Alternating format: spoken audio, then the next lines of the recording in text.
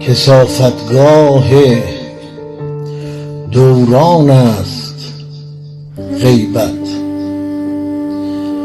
ندامتگاه ادیان است صنعت. به گلزاری فریبت داده مذهب،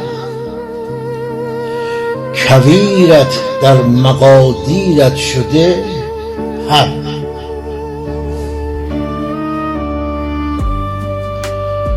قرآن که بگفت تا همه خورشید و فلک در کارند، تا که اثبات به نظم آید و فرمان دارند، لیک آتش ز سما می بارد، آن که گرما بزند سوزش زنار آید. کار این خدا همینه، یا فلکی آبو میبنده به بارون میگه نیا، یا با آفتاب میگه تا اونجایی که جا داره لهشون کن.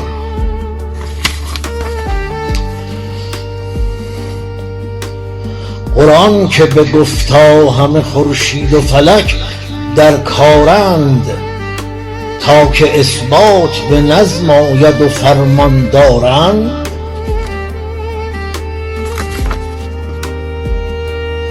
لیک آتش ز سما می بارد، چون که گرما بزند سوزش و زنار آید. انتظام است به مکر و فتنش، که به دقت نشده سیم و زرش. همه اقوال خدا اکذب شد، که به احوال وطن رسوا شد. عمر این غیبت دون مختوم است، به سراپای جنایت عرف است.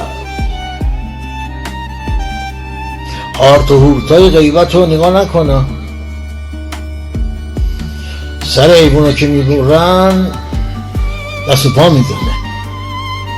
غیبت برابر با نکبت به آخرین روزهای خودش رسیده. ناله کن ای مغرم محروم ما، زجه بزن مضطر و هم بی نوا.